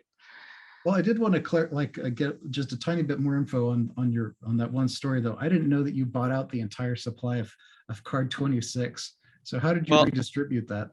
I bought out most of the supply of 26, and I Okay. bought out all but 3 of 29. Okay. Yeah. And that was I think, by design. Um, no, I just did it. Yeah. Daniel, it was the smallest number one. I didn't have a lot Mhm. of ETH, and it Yeah. was expensive for me at the time, but I thought it would be interesting. Mhm.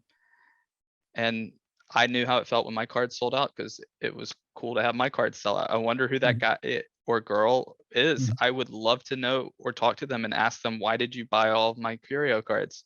Who are Yeah. you? Like, I don't know who that person is. Their wallet hasn't been active in like 3 years. Like, Yeah. why mine? Like, why my cards? Yeah. Um, They picked up like a bunch of apples, and then it was pretty much your cards were the big ones he picked up, right? yeah. And I've tried to find them. And I'm like, it's got to be someone I know, and I've never, I can't figure it out. But yeah, I thought it would be cool to do it to Daniels. I wasn't really thinking about like long term, like I said before. And then Yeah. the 29s, it was just like, okay, well, I did it this time. I was a little slow. Can I really get all of Mhm. them? Like, is it Yeah. possible? Can I use this? Um, yeah.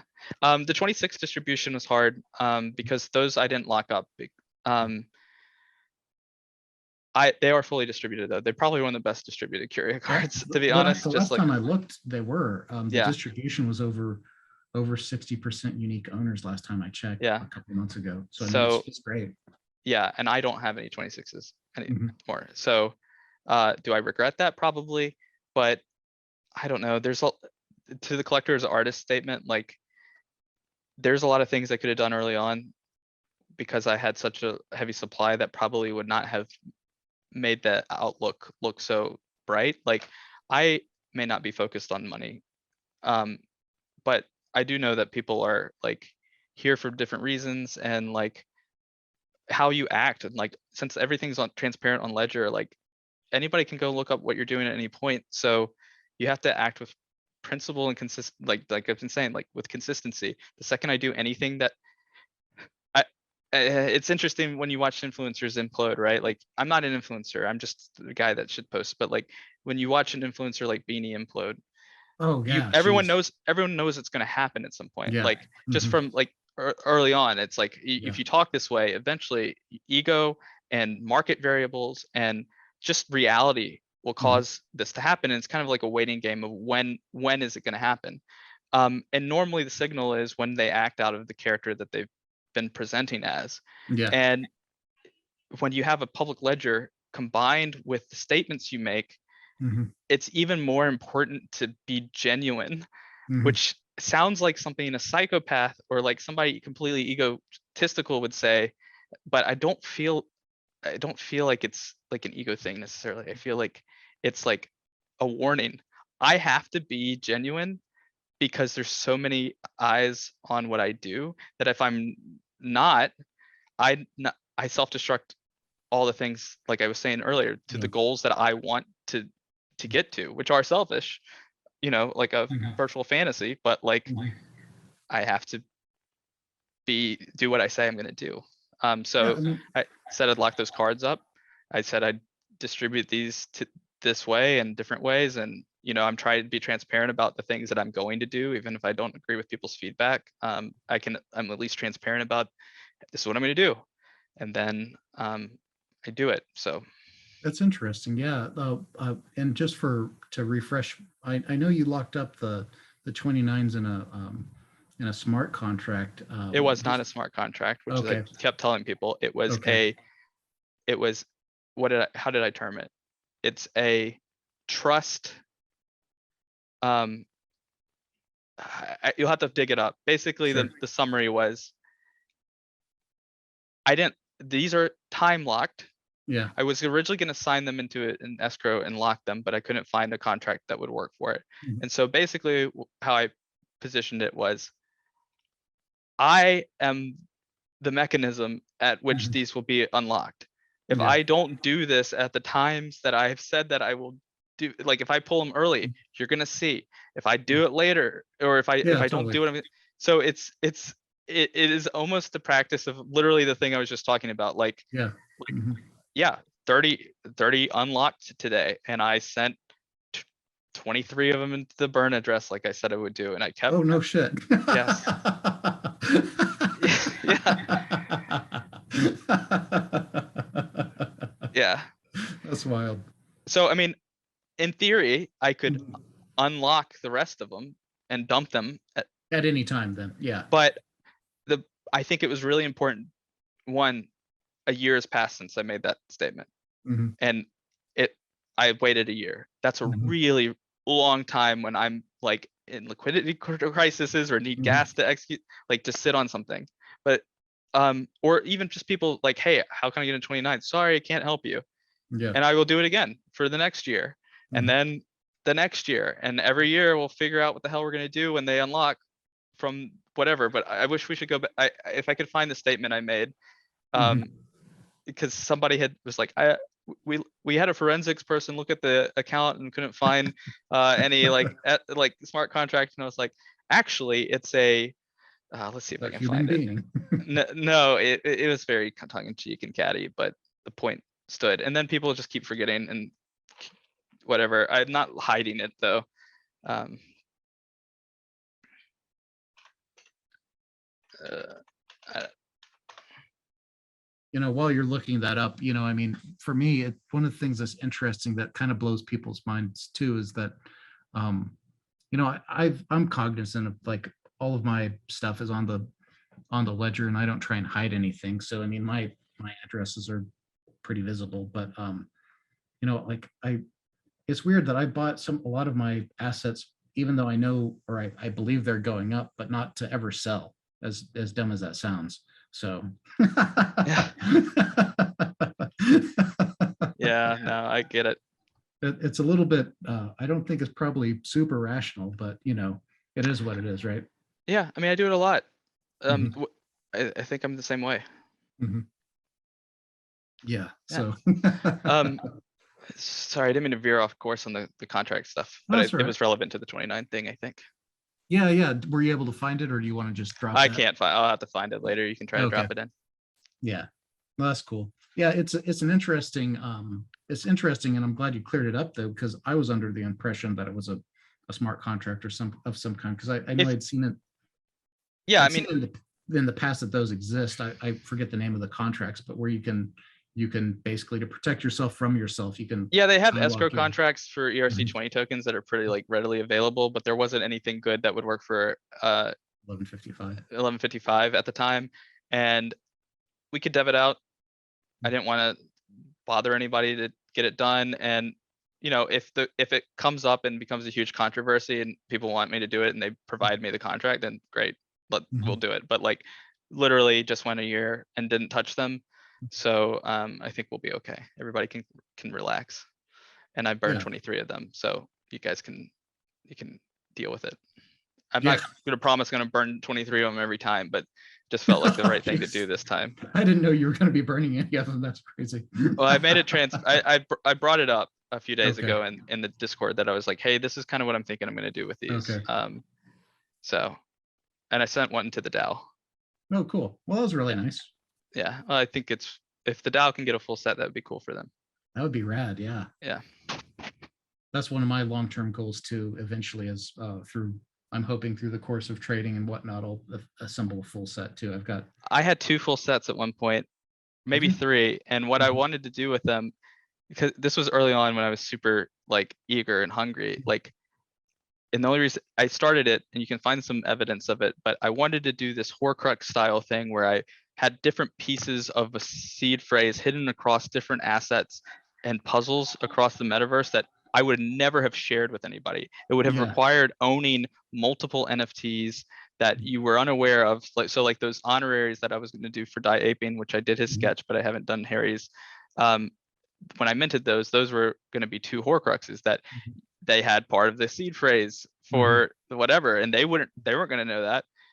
Mhm. And it would have had a whole set like locked up in an account somewhere that if somebody That's had a eventually brilliant pieced it, idea. but Mhm. I just, my machinations are a little bit too um too much for me to actually execute on my own without technical support. So Oh, that's a cool idea, though. I love that. yeah, I could have done it alone, but it just was a lot of work. To like figure out like how am I gonna drop this? How am I gonna like get all these things done? And then I don't have any full sets left anymore. So, Yeah. but that's only because I have all these 100. I have all these 29s. My goal is to trade for all the other cards back up one of That's, these years too, yeah, which I that think seems will like be, yeah, fun. that should be doable. I don't see why you shouldn't be able to do that. Yeah, so it benefits me each Mhm. year that passes with less Mhm. coming out or whatever, just in that maybe I can reclaim some curios for my own collection. So Mhm. yeah. Yeah, cool. And we've covered a lot. Is there anything you want to speak about towards the future? Anything, any other trends or anything else that you're watching out for that you want to speak to? Trends and watching out for. Yeah, I mean, I know you have a pretty compelling vision for you know, going back, like you said, to 2016, your writings back then.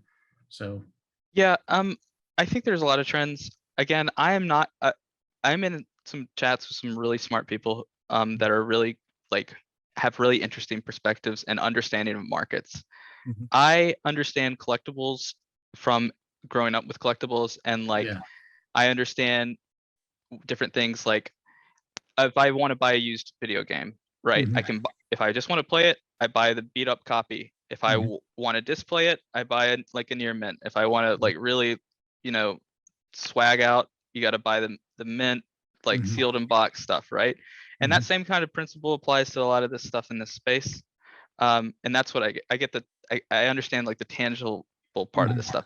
The market trends and like when stuff's going to go up and down, it's just too much energy to exhaust. And I played that game in 2017, and so I don't really focus on it. But these people are like really smart, and I think they have a lot of really good ideas. I think so I don't have a lot of perspective of like what's the next big trend that's happening, because I'm not really following anything outside of my own bubbles. Now, trends I think that have started that I think will have interesting implications at some point, and I'm trying to help push them there, is like in the anime scene for one-on-ones, we have these stamps. So basically they're additions that go out to people who bid on the thing. And it's it's becoming controversial because it's creating a new metagame. There's people who will bid on the work that will never actually want the work, and they're just doing it to try to like stamp farm, which is interesting because most stamps have no secondary market to begin with. So I don't understand why, like, what's controversial about it then? Yeah. Well, why speculators are like, one, stamp farming, and then also because there's no secondary market, it's not really artificially inflating pieces, because some pieces that have stamp rewards don't even get bids anyway. So but the stamp game, so now I have like hundreds of these stamps, and it's like, now what do we do with these? Like, how do we what am I supposed to do with them? For some artists, like one-on-one artists is very different than collectibles. So like editions are very interesting when you're a one-on-one artist, and you like some collectors really don't do editions because you're going to devalue your work, or we have to have artificial scarcity. I'm of the mindset of do what you want, like, but I think that there's still a degree of like understanding what that means. But stamps are a really good way to get let me back up. Stamps are a good way to get like editions out there that are part of a one-time thing that'll never appear again. Like they're not like a big batch of them that you don't know how many there will be. And so it's tied to the one-on-one. I think what people need to consider is that right now we're playing in a ball field full of VC funds, crypto Twitter, like degenerates, and like, I guess some of this Wall Street overlap stuff from 2020. The money, realistically, like there's still like, it will continue. I feel like things are going to just, become more realistic over time for most people, not all of them. I think you're still going to have like breakouts like every year, and like we're in the NFT like cycle. It doesn't bull and bear like normal markets do. People buy NFTs in any market, right? Yeah, that's true. Yeah, and I mean the volume is decreased, but there's still like people are still buying one-on-ones. People are still doing this. What's going to happen though is that artists, when we get past this point of like NFTs are killing the environment, or NFTs are like money laundering, or whatever the current like grift is against artists getting into it, like, because these things essentially replace services like Patreon or Kickstarters or things like that, one-on-one artists should really consider doing editions that are accessible, because they're like, the reason why you don't have more people coming into NFTs for like popular artists that are coming into NFTs is because they can't afford it. Like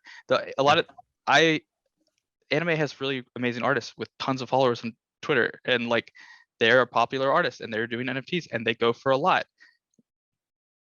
Their fans, can't afford those things. But a second you start giving people opportunity to collect something for like $10 or $20, and like then they can pass it around, and then they have liquid, and then they can be a part of it.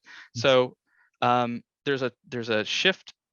It's either going to happen through gaming potentially, but gamers I think the goal there for like in-game drops probably won't be let people know it's NFT unless they want to know or trade it in open market. I don't think publishers quite understand the monetization aspects, which is why I wrote an article about it.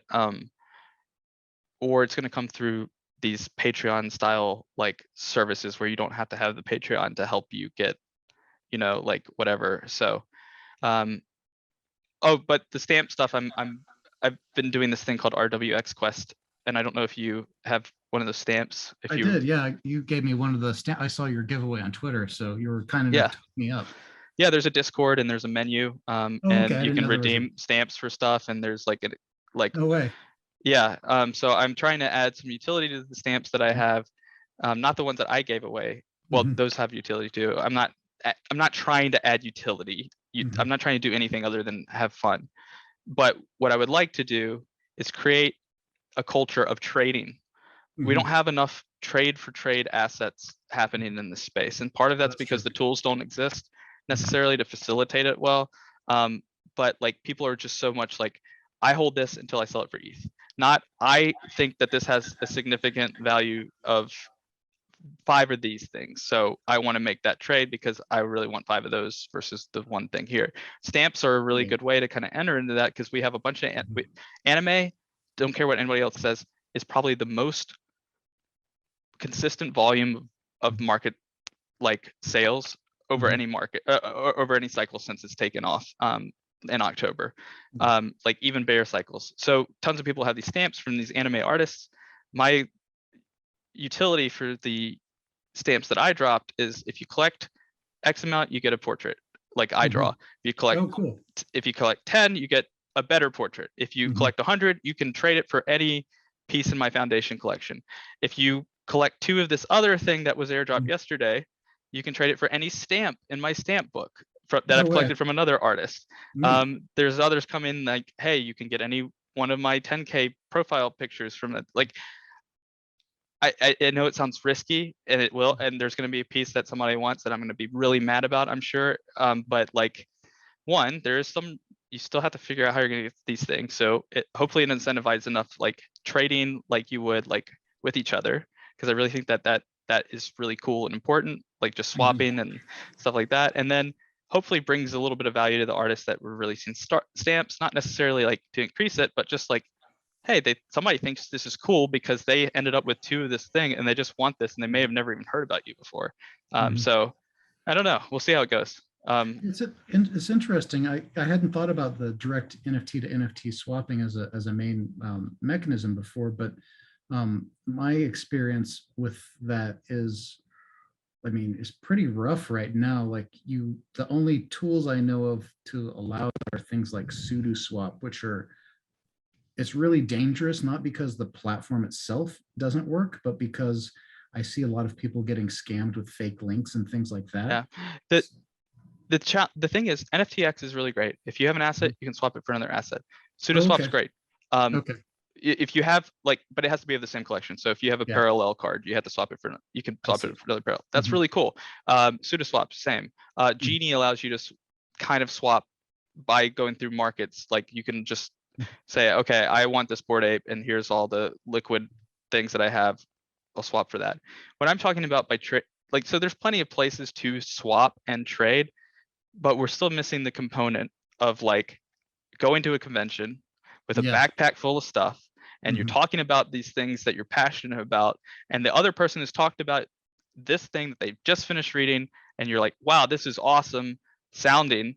Do you want to trade? Like, if you're done with it, I'll trade you a copy of this thing I think is really interesting. And then you are spreading culture. And that's the cool part. Exactly. You're getting exposure to things you didn't even know about through that. Exactly. Yeah. And the reason is not because it's going to increase in for money, right? Exactly. Money. It's because it's interesting from a cultural perspective. It's an appreciation of the art itself, not again, not for to get more ETH, essentially. Right. Yeah. Yeah, that's cool. Yeah. So you can join the Discord if you can find the link. Okay. If you have the stamp. I'll have to hunt that down then. It's on my Twitter. I shared that after 2 months. I finally shared the URL. It was hidden and unlockable on Rarible. Okay. You had to use Rarible specifically to find it, though. It's, I don't like to be forthcoming. Somebody was like, I wish you told me that you had airdropped these because I would have sold it earlier, because apparently people were buying it. I'm like, I'm so, but you sent me your ETH address and I told you I was going to airdrop them, and then I literally said on that I had completed it, so it's not my fault. Like, check your wallet sometime. I'm so mad that you gave me something for free. Yeah, I know. So no, I think that's a cool concept. I guess I really like, you definitely have like your pulse on the anime market for sure. I guess the other thing it just occurred to me to bring up, since we were talking about like futures, and you mentioned it briefly earlier, I don't know what it's going to be, but I think with the as the space matures, we're going to see some really interesting, even new types of art emerge, in this, like, I just get the sense it's going to be a collaborative effort to create some really, really awesome stuff. So I'm kind of excited to see what comes out of the future in terms of NFTs and the metaverse Yeah, too. well, because blockchain exists in a different time space continuum than anything else, and everything goes at like 20 times the speed, we're actually kind of already starting to see a pushback against mainstream NFTs. There's been an they call them avant-garde net art, like, niche that's growing, and within it they are only adding projects of that collective to their mint lists and stuff like that. And Oh, a lot of interesting. it, so yeah, like, so Tubby Cats was an example of one that kind of kicked off a lot of it. And then there's one that came out the other day, or if you had a Tubby Cat or something, you could get an ad world. And like, these are doing some interesting combinations of things with 3D and like a little bit trash, like glitch aesthetic. And like, I think that there's been really interesting experiments, even though over the past year or two, like, there's tons of artists that people aren't aware of that have done really interesting things dynamically and like can do different things. And many of those will be rediscovered as a popular variant of that comes along later, which is a game I don't know if archaeologists are looking into right now from a historical aspect. But in the past 2 years, there's been significant innovation within like low key, no hyped projects that another project will eventually do and get that hype, which will then add value back to those To the smaller original. projects. Yeah. So if you can Yeah. track those down, I Mhm. think that will be an interesting thing to kind of see it happen. Yeah. That'd be fun. Yeah, it's going to be really fun to see what pops out. I've watched a couple projects that have stayed under the radar that I think are going to eventually get some traction. It's just kind of interesting though to watch. A large part of it seems to be in the vintage space though, as for things to blow up, there needs to be some exposure, and also beyond that, it seems to be like people motivated enough to with bags heavy enough to, I don't know, go out there and beat the table essentially. Yeah. I don't know. It's that's an interesting aspect too. But no, that's cool. I'm super excited to see what new stuff people can create in the future. That's like you said, we're in a completely different, it's even a different system of time with blockchain. So Yeah, and right now we're doing it on these screens, and like everybody's just going to recreate all these legacy projects in the 4D hollow decks of the future, and then you'll have the game all over again. Okay, cool. Yeah. Well, is there anything else you wanted to touch on? Yeah, the last thing, just wanted to highlight a couple of just one, like, I'm part of a group of friends and we're in a group called Weeb3 DAO. We're not real DAO. We just everything that I do has layers of things, and then I don't know. Anyway, we have a lot of really good documentation and free resources for new one-on-one artists that want to join the space, and we provide a Mint scholarship for illustration artists, so like primarily anime, but like and there's nothing in it for us other than we just send you money to Mint and list, or ETH to Mint and list.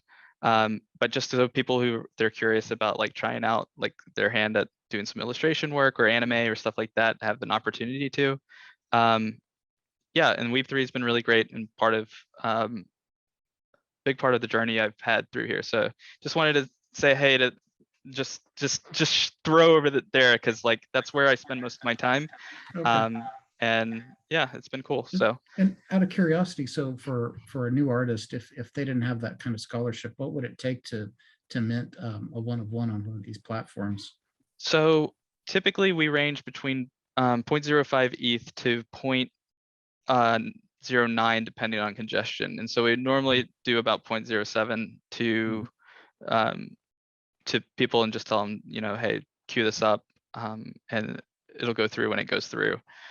So it really depends on the platform. Like, I'm not a huge fan of these free mints on things like Rarible, because they don't make things better. They just swap who has to pay the mint thing, and if it's not on chain prior, I can't see any of the data about it, and so it's Yeah. just a little bit of a frustrating thing. So I don't know. I think it like Foundation or like Mhm. is kind of a costly contract because it's an escrow bid contract, not like OpenSea where it's like insane and schizo and doesn't you don't have to commit to your bids, which Yeah, which is crazy, right? yeah. So like you have to pay to mint and then you have to pay to list because then it mints it and then it takes it out of your wallet and puts it into the escrow until there's a bid. So but that's where we push people right now because it has the most active community of collectors for that specific niche. Okay. But and I would also say, don't ever, if you're a new artist, let somebody tell you that you should give them a percentage of cut for helping you out. I think that's BS. Like there's That's certain messed point up. of there's a point in your career where you will find people where that may make sense from a business savviness. But if you're like a new person and you are desperate to mint, there are plenty of people out there like that. Well, first of all, back up. There's plenty of scammers out there too who will promise the same thing. So it's like kind of tough Yeah. because you have to find the right communities and the right resources. And like, that's why we're trying to build stuff that people can trust, but I know it's hard to get through. But like, I just don't think people should have to take a percent for offering you ETH to do something like Mhm. mint. So I don't know what the takeaway is. Find the right communities, I guess. Yeah, I don't know. New Curio drop soon from the remixes that I will allow Curio holders to mint from too, just less than the my card holders. Yeah. So that's cool too. So I know people have been wanting opportunity to get a remix, and I think these are super cool. So outside of that, I don't know. That's Okay. it.